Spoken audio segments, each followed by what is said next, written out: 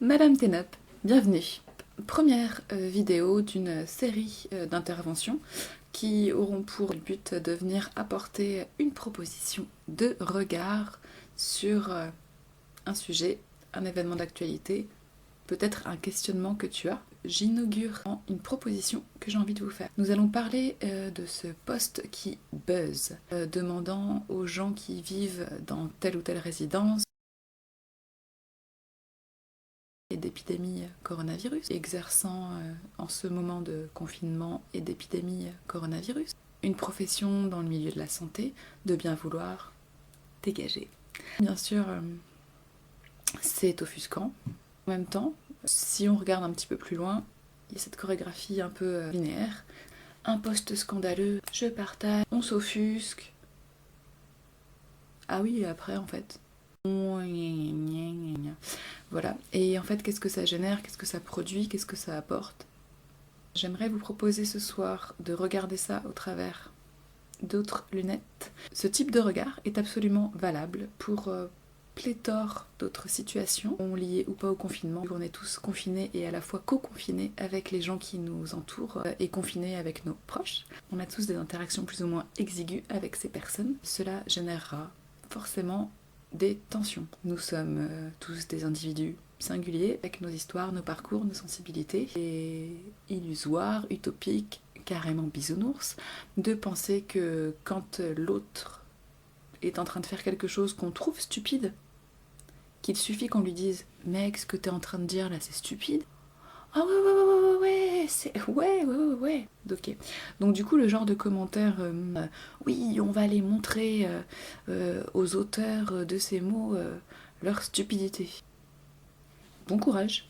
Moi, je veux bien une vidéo de démonstration. Mais ce que je vous propose plutôt, c'est de discuter ensemble de qu'est-ce qu'on fait. Une fois qu'on a constaté, oui, effectivement, nous sommes choqués et on est en droit d'être choqués parce que oui, c'est scandaleux. Et que ça nous stimule et qu'on trouve certainement ça injuste, que nous, qui sommes conscients du taux de prise de risque de ces individus qui sont en première ligne dans cette crise sanitaire et qui encore, quand ils rentrent chez eux, se retrouvent embêtés, voire persécutés, selon le regard qu'on porte sur ça. Donc qu'est-ce qu'on fait de ces personnes? Leur dire que ce qu'ils ont fait est stupide. Moi, je crois pas à cette option. Les condamner.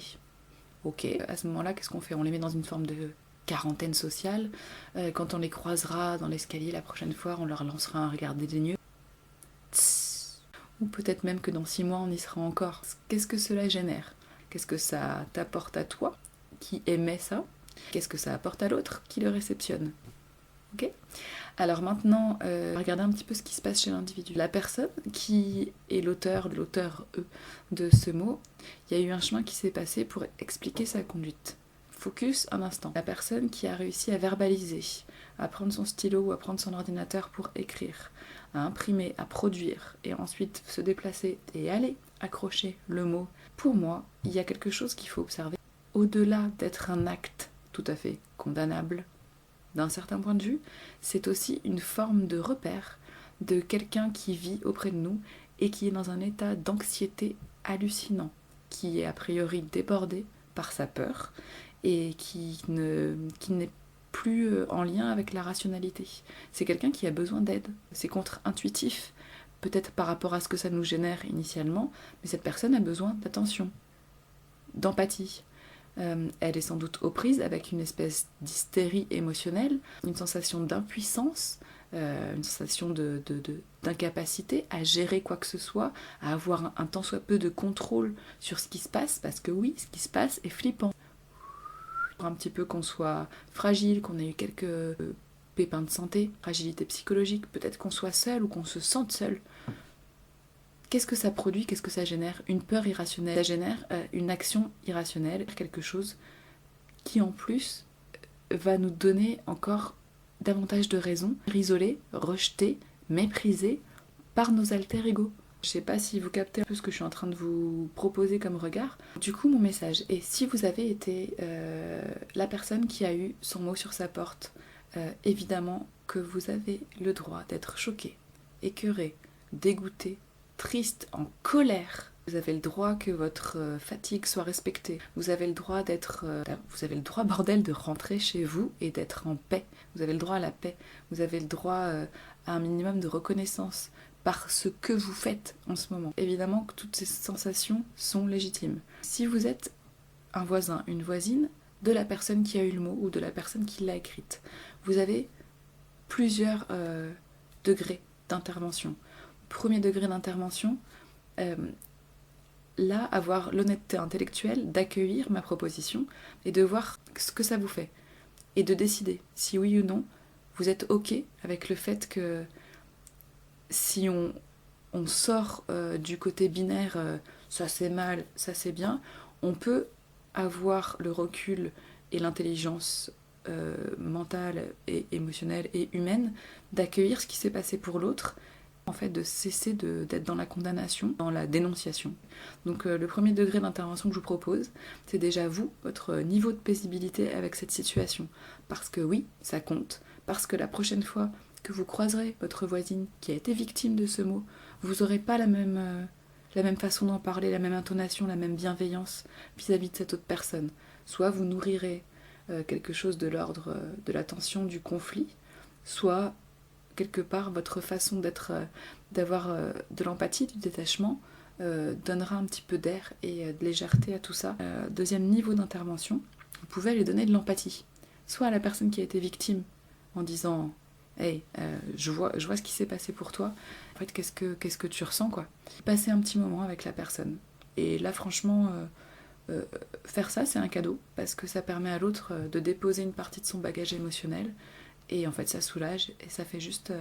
ça fait du bien et ça permet de se reconnecter à d'autres choses, faire de la place. Vous pouvez également aller voir la personne qui est auteur du mot qui a été accroché. Alors là, c'est que si vous vous en sentez l'énergie, comme la proposition précédente, hein, que si vous vous en sentez l'énergie, d'aller voir et de toquer à la porte, bien sûr, avec vos gants, votre masque et une distance de sécurité, et de tout simplement le questionner. Neutre, hein. Ok, c'est vous qui avez laissé le mot, pas la peine de poser la question là-dessus et d'embrayer sur des espèces de faux semblants. C'est vous qui avez laissé ce mot, je le sais et tout, est-ce que vous avez peur? Mais pas... En fait, ça ne fonctionne que si vous êtes réellement connecté à l'envie de savoir si la personne a peur. Si vous êtes sur quelque chose de là, parce que vous avez peur, défiance, de la moquerie, de ridiculiser, parce que vous avez peur, ou parce que vous avez peur. En fait, ça fonctionne pas. Je développerai dans d'autres vidéos pourquoi ça fonctionne pas. Parce qu'on a l'impression que c'est les mêmes mots, que l'intonation c'est un détail. La majeure partie, 80-90% de la communication, du contenu de l'interaction entre individus est non verbal. Non verbal. Si vous êtes réellement connecté avec l'envie de savoir si cette personne qui a écrit ce mot a peur et que vous d'aller dédier un espace de votre temps à vous à cette personne pour lui donner de l'attention, pour lui donner de l'empathie, pour lui donner de l'accueil, tout simplement, allez le faire. Donc vous êtes l'auteur de ce mot, vous avez peur, il y a de grandes chances, si vous êtes honnête, que la personne s'engouffre dans la brèche.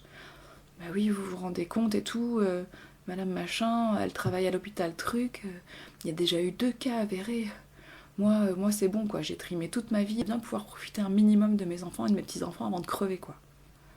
C'est pas dit que ça aille aussi précisément à l'endroit de ce qui effraie le plus cette personne, ça prendra peut-être plus de temps. Il n'y a pas de solution. Ça sert à rien de dire à quelqu'un qui a peur, arrête d'avoir peur.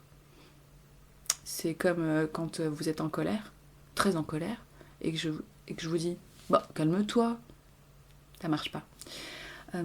Quelqu'un qui a peur, juste le plus beau cadeau que vous puissiez faire, c'est de dire ok, je comprends, j'entends que vous avez peur et je comprends parce que ce qu'on vit en ce moment, ouais, moi je trouve ça aussi hyper anxiogène. Et là vous pouvez parler de vous, mais honnêtement, réellement, ce sur quoi peut déboucher cette conversation, si vous allez voir l'auteur ou l'auteur du mot qui a été accroché. Donc c'est un espace d'empathie, et dire ok, je comprends que vous ayez peur. Et si vous vous sentez d'apporter de la paix et de tenter quelque chose de l'ordre de la résolution, ou en tout cas de semer une graine, vous avez le droit de juste dire je comprends complètement que vous ayez peur, j'entends que vous avez peur pour votre intégrité physique, que vous estimeriez que ce soit injuste de partir aujourd'hui, de mourir à cause de peut-être quelqu'un qui vous aurait contaminé. Ça vous fait hyper peur. Ok, j'entends. Et en même temps, moi j'ai besoin que vous soyez conscients qu'on vit tous là dans cet endroit, que la personne qui est au-dessus, c'est peut-être elle qui va me soigner demain, ou vous soignez vous, ou bien soigner vos enfants ou vos amis, et qu'en fait elle a le droit d'avoir la paix quand elle rentre chez elle, elle a le droit d'être ici. Par contre, ce qu'on peut faire ensemble, c'est voir qu'est-ce qui vous rassurerait, qu'est-ce qui ferait que vous seriez soulagé, quel type de mesures sont nécessaires pour vous à prendre et qui vous amènerait de la détente dans tout ça. Qu'est-ce qu'on peut faire? Parce que de toute façon, cette personne habite là, elle a le droit d'être là, vous habitez ici, vous avez le droit d'avoir peur. Comment ensemble, on co-construit quelque chose? Je développerai d'autres façons de s'emparer d'outils de communication non violente dans d'autres vidéos. Si vous avez des questions précises sur des interactions, des choses qui vous atteignent particulièrement, n'hésitez pas à me les mettre en commentaire. J'aimerais vraiment en fait construire ces interventions autour du vivant et autour de vos problématiques pour que ça puisse prendre racine dans quelque chose de vrai et de réel. Sur ce, je nous souhaite la paix en nous, la paix entre nous et on est tous là. Faisons des ponts. Prenez soin de vous.